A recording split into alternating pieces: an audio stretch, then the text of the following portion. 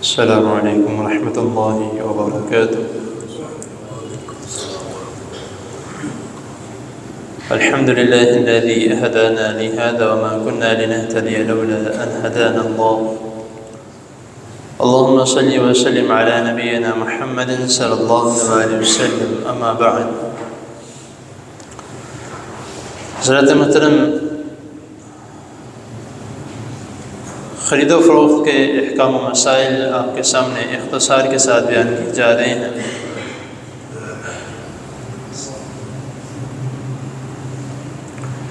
پچھلی کچھ نشستوں پہلے آپ کو اس کے متعلق بتایا گیا تھا کہ نبی کریم صلی اللہ علیہ وسلم نے کسی بھی ایسے پھل یا کسی بھی ایسی فصل یا کسی بھی سبزی کو اس کے پکنے سے پہلے فروخت کرنے سے منع فرمایا۔ کیوں منع کیوں فرمایا ہے؟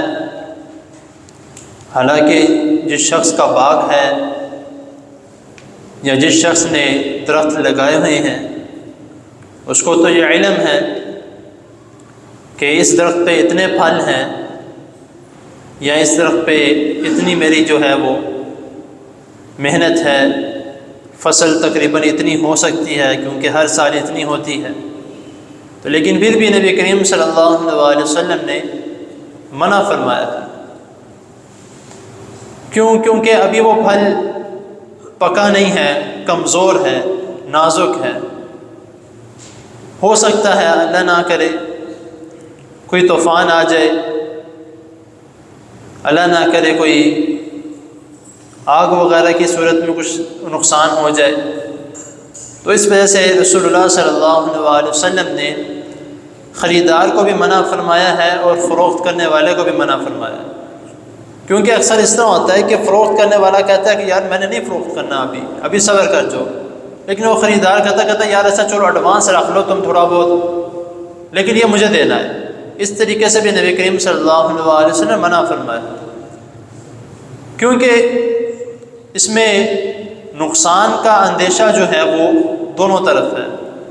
ہو سکتا ہے کہ اگر فروخت کرنے والا اس سے پیسے لے کے پاس رکھ لے، لیکن جو خریدار ہے اور کوئی نقصان ہو جاتا ہے تب وہ خریدار آگے کہتا ہے کہ بھائی میری رقم واپس کرو۔ اب وہ فروخت کرنے والا کہتا ہے کہ بھائی تم نے مجھے دی میں نے تو اس کو لگا دیا ہے، اب مجھے تھوڑی پتہ تھا نقصان ہونا ہے۔ تو اس لیے نبی کریم صلی اللہ علیہ وسلم منع فرمایا۔ اور پکنے سے مراد کیا ہے؟ پکنے سے مراد دو چیزیں ہیں۔ ایک یہ ہے کہ پھل ہو، سبزی ہو یا فصل کی صورت میں ہے اس کو اتار لیا جائے، یا فصل ہے تو کاٹ لیا جائے، ایک صورت یہ ہے۔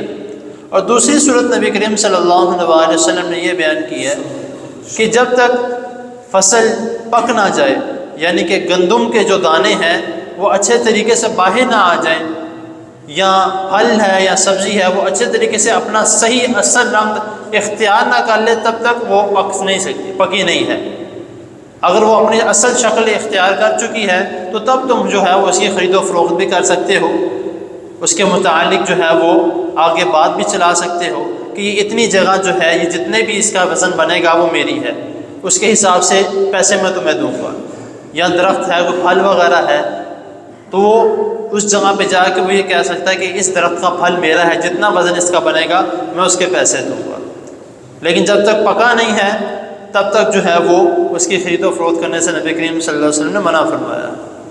تو اس بات کا جو ہے وہ ہمیں اکثر خیال کرنا چاہیے۔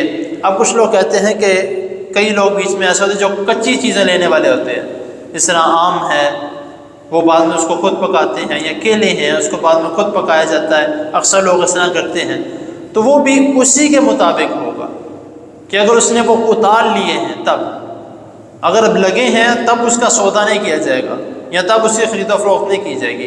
ہاں اس کا ایک معمول ہے کہ وہ کچے اتار لیتا ہے بعد میں اس کو پکاتا ہے، یا اس سے لوگ کچے ہی لے کے جاتے ہیں تو اس کی اس طریقے کے مطابق جو ہے وہ خرید و فروخت کی جائے گی۔ تو یہ بتانے کا مقصد جو ہے اور نبی کریم صلی اللہ علیہ وسلم کا اپنی امت کو اس کے متعلق ہدایت دینے کا مقصد یہ ہے کہ کسی بھی معاملے میں جو ہے دونوں فریقین میں سے کسی بھی ایک کو بھی کسی قسم کا کوئی نقصان نہ پہنچے، فائدہ ہو تو دونوں کا ہو۔